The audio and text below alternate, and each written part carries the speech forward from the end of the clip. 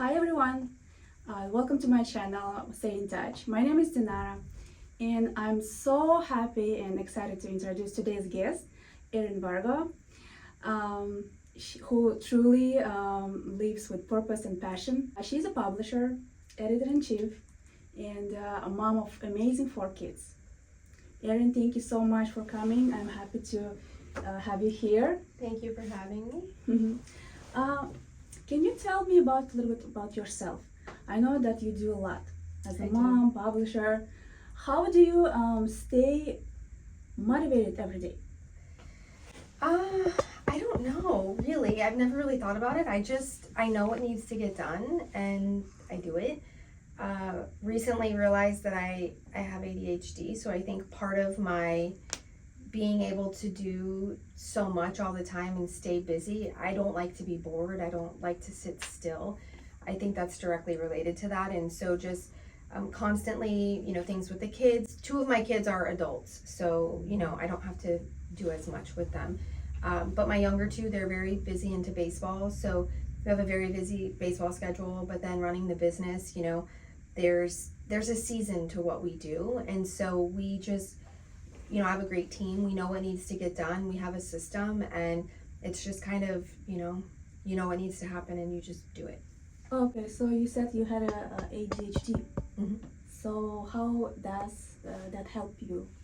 My brain, I'm very creative. I'm always going a million miles an hour.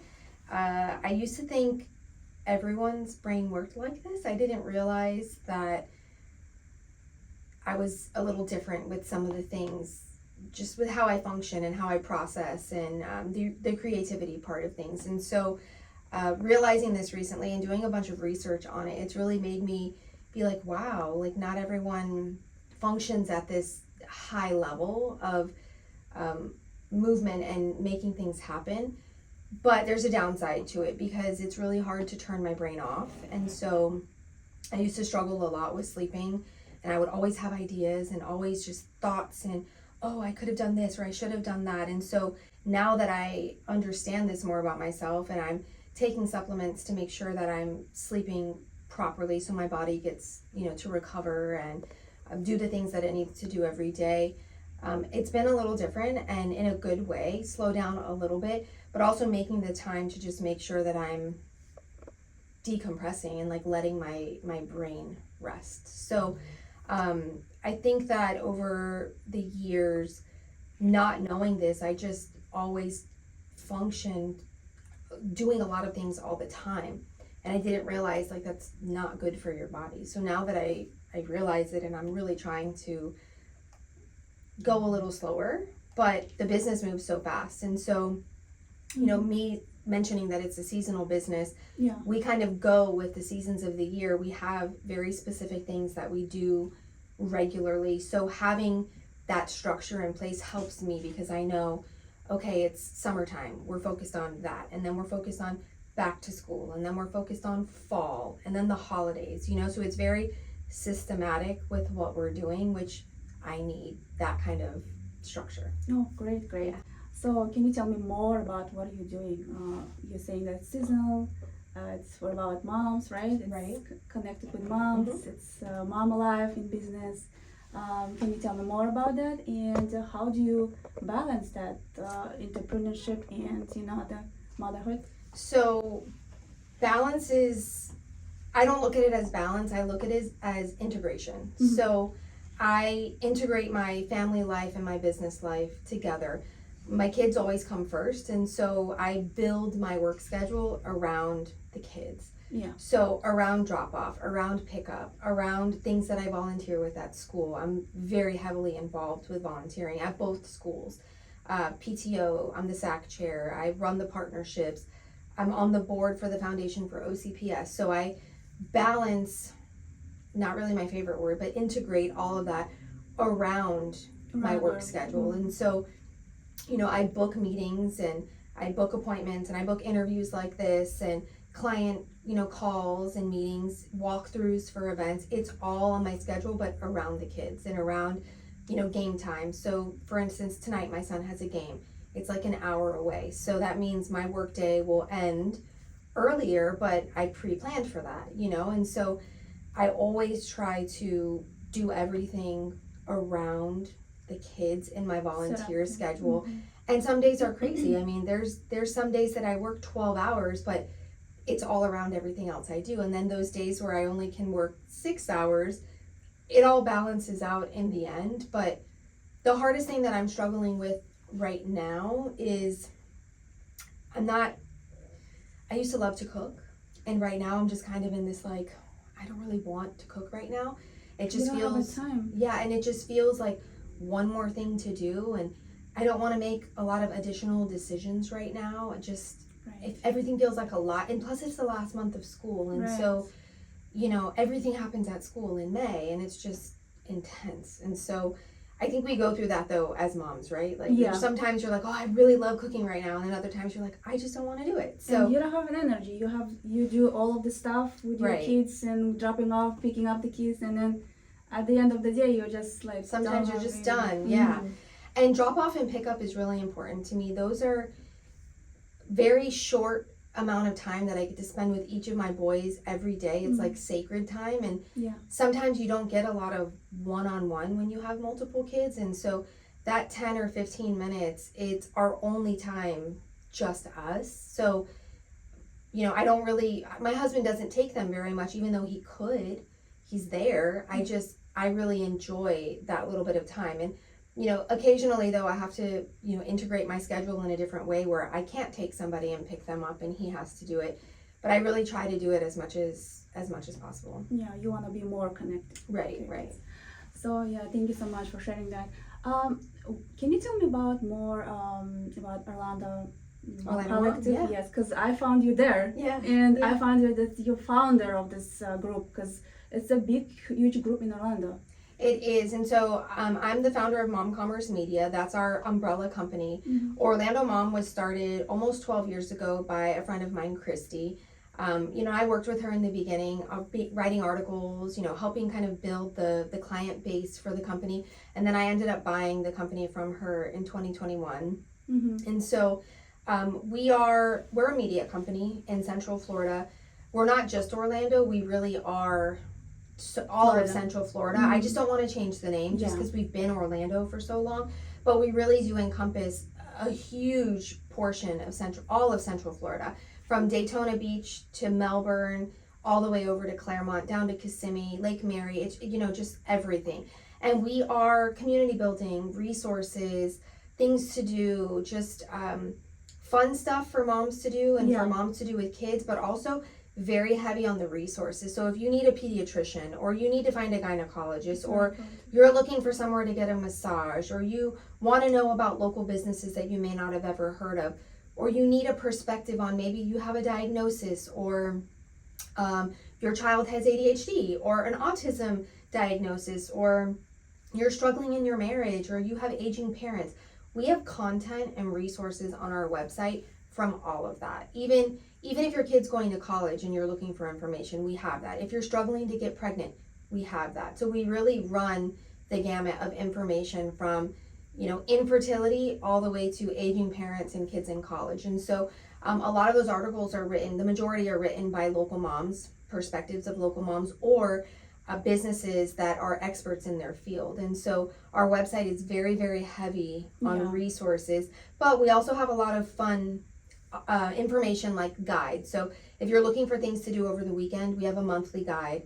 We update it every single month. It covers all of Central Florida. So you can go there, you can click, you know, Lake Mary, Winter Park, Lake Nona, wherever you live, and it'll tell you all the things going on that week actually. And you can pick things to do with your family, or we do, as of last year, we were doing 55 events a year, some really, really big events and some really small events, but opportunities for moms and women in Central Florida to just get together and talk and kind of enjoy being a mom, or bring your kids to have fun. And so it really, at the core of what we're doing, is community building and relationships. We have a Women in Business membership program for business owners. So there's the networking piece.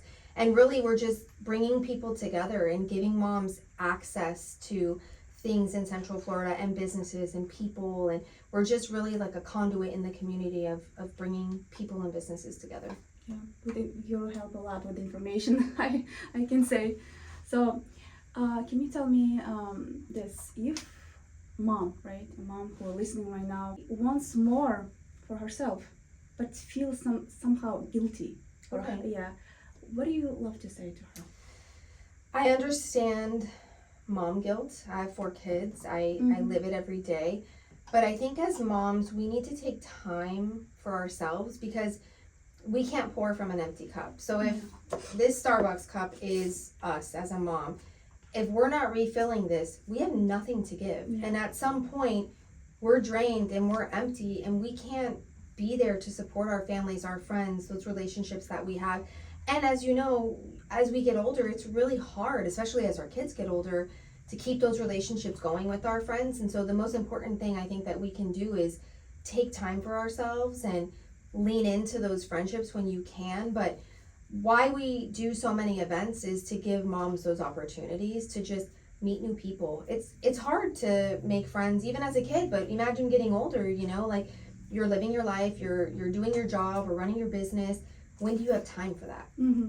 And so through Orlando Mom, we're giving you opportunities, we're giving you resources and the ability to just say, hey, I'm going to take an hour for myself and I'm going to go to this event, or I'm going to go have coffee with this small group of people, or I'm going to go network for my business at this event, or I'm going to go to this little pop-up that they're having so I can get to know this business owner and their service because maybe I want that in my life. And so we try to empower moms to do those things and give them the access and opportunity, because I remember when my youngest was a baby, I just didn't want to do anything. I didn't want to go anywhere, didn't want to I had, my best friend and she was good enough in that season of life. But now he's 8 and I'm like, I need more business friends. I need more people that understand what it's like to run a business. Now my season of life has changed. And so we try to look at all perspectives of being a mom or a woman and make sure that we're giving people those opportunities, because you can't pour from an empty cup and you need to surround yourself with people that understand where you are and that believe in you. And we hope that whether it's online or by reading our newsletter, following us on social, or coming to our events, that moms are feeling that little bit of connection that you need. And so I would say don't feel selfish for putting yourself first sometimes, because there's going to come a point where you're going to burn out and then you have nothing left to give. And what do you do at that point, Yeah, you're gonna be angry, depressed. Mm-hmm. So yeah, thank you so much for your advice. What about the moms who feel at this point when they have their children, they feel stuck or behind? Mm-hmm. So how to overcome these feelings? How to fight, or maybe we don't have to fight. We have to just like let it go, or what do you say? I think now that we've come to a place in society that talking about mental health is not taboo anymore, Mm-hmm. that it's accepted, it's okay. I think we've come to this amazing space where being able to say I'm not okay or I'm feeling this way, I think it's incredible that it's like safe now to do that and that there's so many resources. And so if you're feeling stuck or if you're feeling lost, you need to advocate for yourself and you need to speak up. And there's going to be either someone that relates, someone that can lift your spirits, or someone that can help you on a deeper level. Maybe it's through therapy or some type of hypnosis or special type of like tapping, or there's all kinds of resources and different things, and different things work good for different people. But the point is there's resources, and even if you just need someone to relate to you, I think you need to speak up. But it's also really important that we use our voice and we stand up for what we think is right. And if you know yourself obviously better than anyone, so if you feel like I need to say something or I need to do something about where I am, I'm not comfortable, I'm not happy, I'm not feeling okay, it's okay to do something about it. And if you don't feel comfortable talking to someone in your circle, reach out to a therapist, reach out to someone, even in DMs. You'd be surprised at how many open people there are, willing to have conversations. And while you may not be directly connected to them on a personal level, people are willing to share, and they're willing to give you a pat on the back and a hand up and say it's okay. And while social media is kind of an ugly place, like there's a lot of bad things about it, there are a lot of beautiful things about it too. And I think that that's one of them, is there's so many genuine people really willing to put themselves out there to help other people. I think we need to take more advantage of things like that. My kids are 22 and 20, and then 12 and 8. So I feel like God has given me the opportunity to do this twice, because when you hear I have 4 kids, I don't have 4 little ones running around, because God knew I can't handle that, right? There's no way I could have 4 little tiny humans at one time that I'm responsible for. And then doing the business. Right, but he knew I could handle 2. And so my parenting style the first time around, I was young. I was 20 when I had my first child. Yeah. My daughter and my son and we grew up together, and I had no idea what I was doing. I was just surviving, and I ended up going through a horrible divorce from their father, and it was very ugly, and probably the worst time in my life dealing with that. So we grew up together, and I was raised in the 80s, and my mom is a no-nonsense, tough love, tell you like it is. And being a kid, I didn't know anything else, and there was a time in my life where I was like, man, that was hard, but I really appreciate that. And so I'm very tough love, no nonsense, tell you like it is, straightforward, but I'm also the most loving, affectionate, bend over backwards to be there for them. And this goes for both sets of kids, but the difference between the older 2 and the younger 2 is I'm not growing up with the younger 2, I'm evolving. And I'm a business owner now, and I appreciate philanthropy and volunteering. And while I still appreciated that and I did that with the older 2, the depth of that has changed with the younger 2. And the older 2 were had a front row seat for this beginning of the evolution of who I am. And I think being so young and having kids and then going through a divorce, it didn't define me, but it definitely made me take a step back and look at my life of like, what do I want this to look like now that I'm kind of restarting, and I've had a lot of time to reflect on my adolescence and, what that looked like and how I want to show up for my kids. My mom neither was my dad. They were never really very involved in anything related to school, but my dad was always my coach and very involved in sports. And so I love that my husband is that for our kids. And we're very involved. I always show up at the games. I don't go to practices because I don't like them, but I always show up at the games, and I'm their loudest cheerleader, and I will fight for them. And it's a lot of fun. And I made some of my best friends through sports. And same thing with the older kids. It was a lot of fun, but we really truly grew up together. And now my older 2, that they're adults, we can have candid conversations, and they're so funny and so much fun, and they're like a best friends. Yeah, and it's just so cool to have that. But then also the relationship between the 4 of them is the most beautiful thing. They're so close, even though they have these huge age gaps, and it makes me so happy as a mom that they have that bond. But with my parents not being involved in school, it really is a beautiful thing. With my parents not being involved in school, that was the one thing that I always wished that I had. And so I have made it my life's mission to show up at school and to be involved and volunteer as much as I can and support the school as much as I can. And I've done that for all 4 of them. And I've been blessed to have a career and now my own business to where I have that flexibility and that autonomy to show up for them and support their school. That's just something that I'm really passionate about. Whereas, my parents may not have been passionate about that. But the other thing too is, my mom was a military brat, an only child, that tough love thing. She, while she was loving in her own way, she wasn't very much of a hugger and, a cuddler. And I'm over the top of that with my kids, to the point that I think I annoy them with that. And my older 3 now are like, okay, you know, like, we get it. But the younger one, he's my baby. And so he still lets me cuddle. So we're going to cuddle until he tells me no more. But I'm just very, very affectionate with them. But, you know, the no nonsense, tough love, that's the one thing about my parents that I really appreciated. You know, they really, in their own ways, tried to set us up for success. You know, there's a couple things that I wish I would have learned more as a child, but what I did learn, compared to some friends and some people my age, just, I'm like, wow, like, my parents, like, that was a really good thing they did. One, I'll give you an example.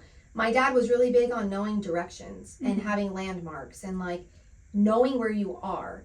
That's huge, right? Like, I really can't get lost anywhere. I can figure out north and south and figure out how to get home, but a lot of people can't. They rely on, you know, the maps or their phone. And I learned that. And another thing was, my dad was always a stickler about time. And so that's always just stuck with me. And now my older kids see it too. And I'm like, oh wow, like, I taught them that, and they like appreciate that, you know?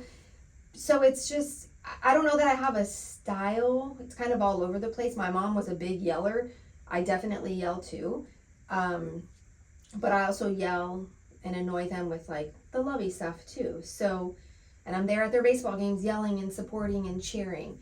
So I don't know that I have, like, a definite style. We're kind of all over the place, but I show them my love in every way possible.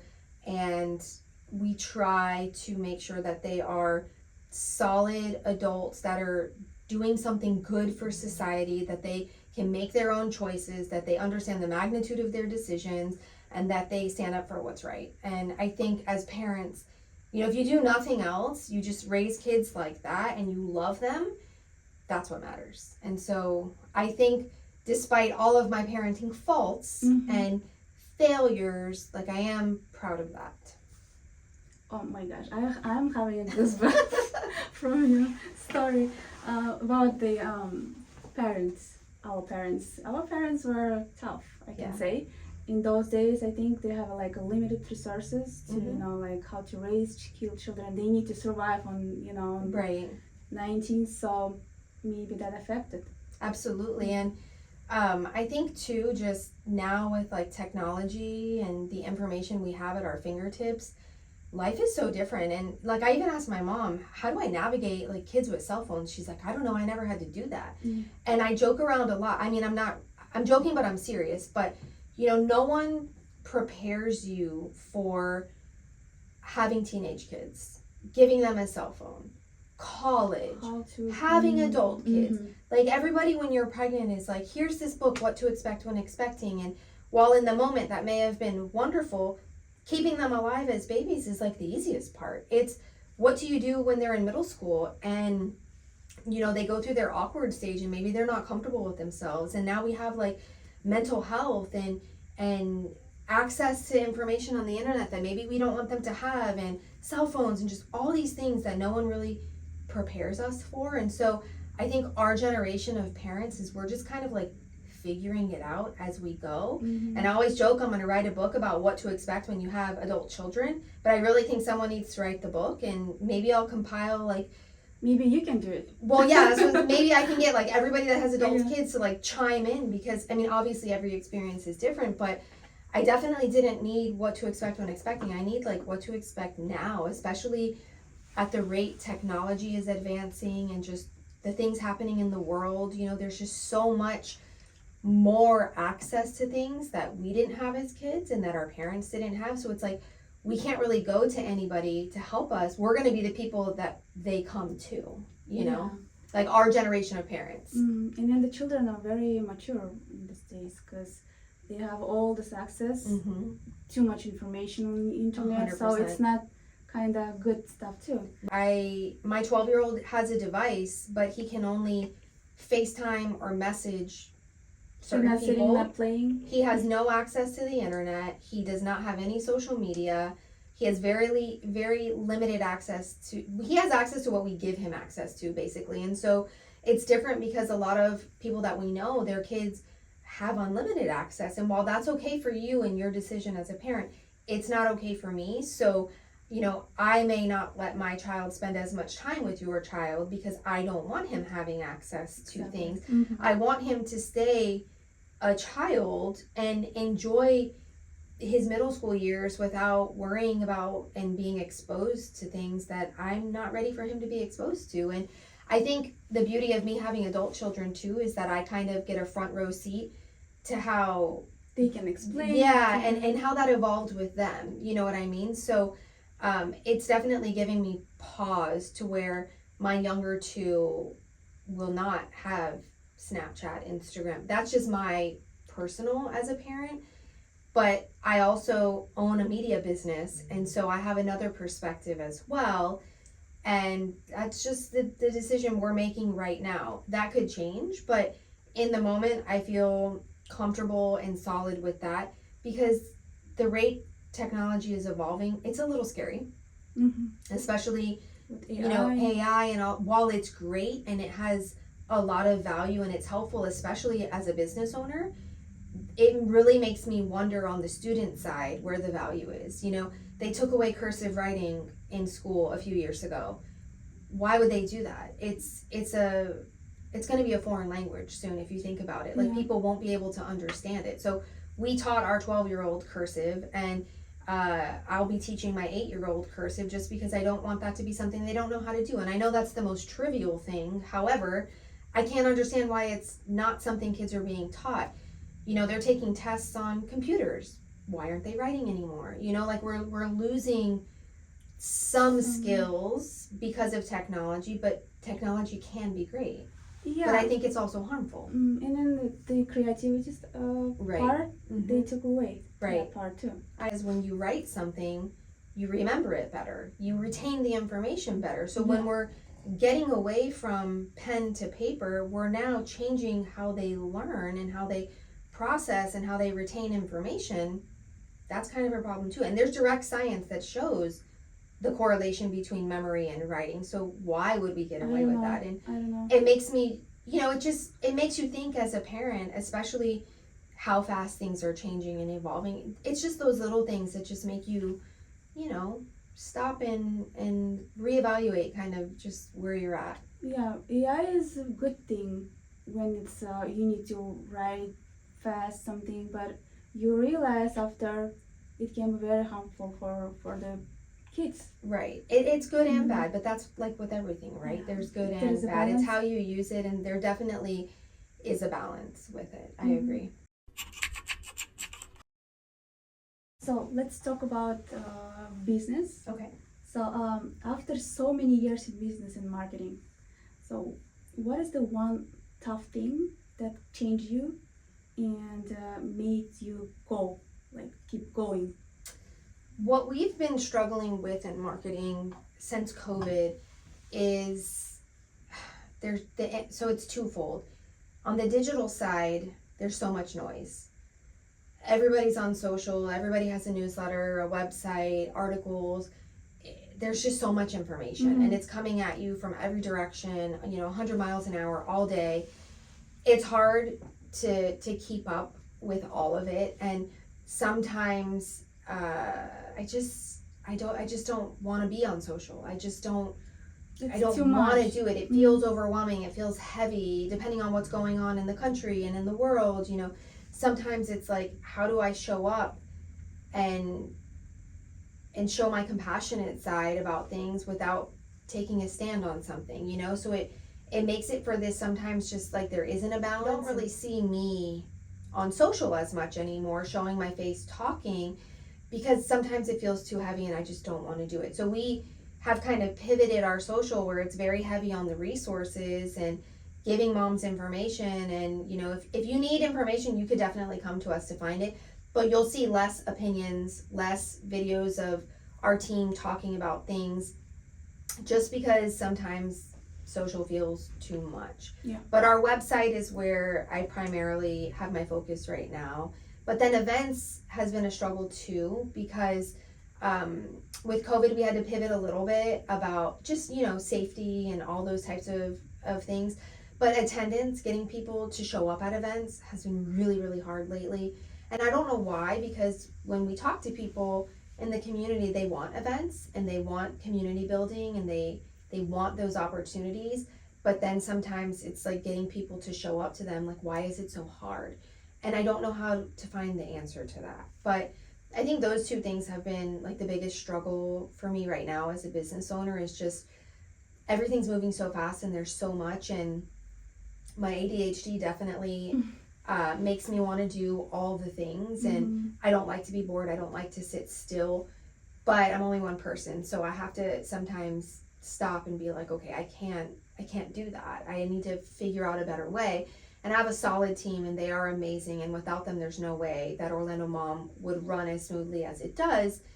But there's so much more we want to do and we want to provide for the community. But we're in this space right now over this summer where we're going to really put pen to the paper and figure out what are the best things to do moving forward. What events make the most sense? What can we do, you know, maybe on a every other year basis, not an annual basis? What type of content and resources and information is the most important to our community? And so getting people to tell us what they love, what they need, what they want would be really helpful. And so we're going to take some time over the summer to kind of figure some of that out, which I think will help with the social media part and will help with the events part as well.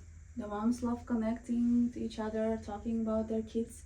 And as I am a mom of 4 or 3, so I love the workshops. We have done events like that in the past. Those are more intimate events, and that's where we partner with a local business to do things like that. That is something we've talked about, doing more of those partnership type events where it's more intimate and maybe not on such a grand scale, where we can, you know, bring a small group of people together. We've done that a lot and they're always really successful. So, and that's the kind of conversations we need to have, right? Like, what type of activities do people want? But when you have kids very active in sports or theater or, you know, anything, it's really hard because everybody's schedules are so unpredictable. And I'll give you the perfect example. Our schedule this week, we just found out what it looks like. And Wednesday and Thursday depends on what happens today. And, you know, that happens a lot with kids' sports, is you don't know what's going to happen until today happens. And so it's really hard to kind of plan things. So there are very specific events that we do, but we're going to hopefully get to a place where we can figure out some of the smaller things that make a lot of sense. We try to rotate around all of Central Florida. So sometimes we're in Kissimmee, sometimes we're in Winter Garden, sometimes we're downtown, Lake Nona, East Orlando, Lake Mary, Winter Park. We try to have events spread out so that people can feel like we're coming to their community too. Because when you say Central Florida, no one really realizes like how big it actually is. It's huge. And so we try to do events in all these different areas so that people are like, oh, this is in my neck of the woods. I can come to this. I can make time to come to this or be a part of it. But we do have people that will drive 2 hours to come to something, which is amazing, but not everybody's like that. So it's really important to us to rotate around and make sure that we're including businesses all over too. Great. As an entrepreneur and a business expert of 20 years, correct?